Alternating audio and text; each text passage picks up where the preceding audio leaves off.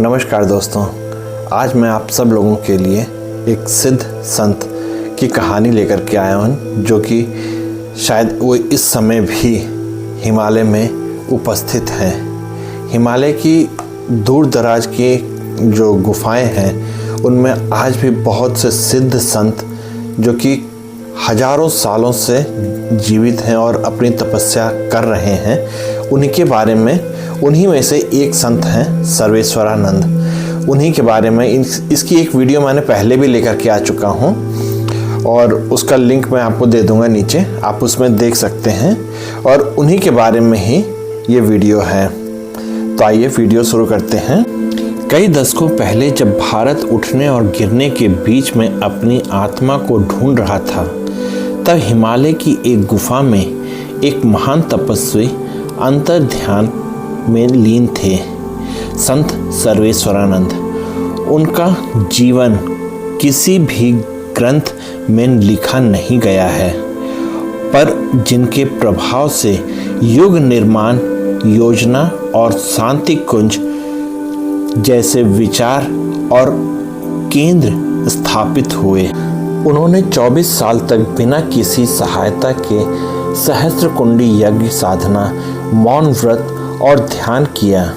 कहते हैं इस तपस्या के अंत में उनका आज्ञा चक्र पूर्ण रूप से जागृत हो गया था।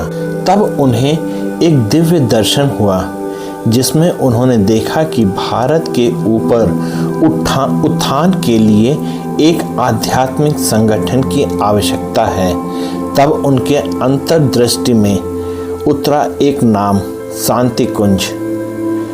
कहा जाता है कि उन्होंने अपने दिव्य ज्ञान के माध्यम से हरिद्वार में एक साधक पंडित श्रीराम शर्मा आचार्य जी से अंतर संबंध स्थापित किया। उन्होंने उन्हें हिमालय बुलाया और कहा, ये सदी मानवता के पुनर्जागरण की सदी होगी। तुम शांति कुंज के बीज बनो, मैं उसमें प्राण डालूंगा। पंडित जी ने हिमालय जाकर उनके चरणों में समर्पित होकर मार्गदर्शन पाया।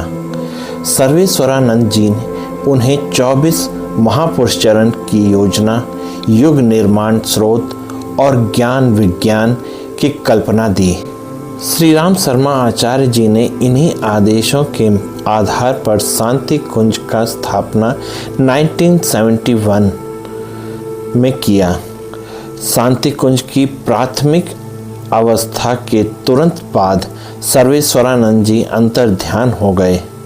आज भी शांति कुंज के गहन साधक ये मानते हैं कि उनका स्तर शरीर वहाँ के ऑरा में स्थिर है, जो हर साधक को अंतर आत्मा में मार्गदर्शन देता है। कहा जाता है कि जब भी कोई साधक निष्ठा, प्रेम और श्रद्धा से हिमालय के संतों के स्मरण करता है, तो सर्वेश्वरानंद जी की दिव्य दृष्टि उस पर पड़ती है। सर्वेश्वरानंद जी की कहानी हमें ये सिखाती है, तपस्या बिना प्रगति नहीं। आध्यात्मिक ज्ञान सबसे बड़ा समर्पण है। सच्चा गुरु कभी सामने नहीं, अंतर में होता है।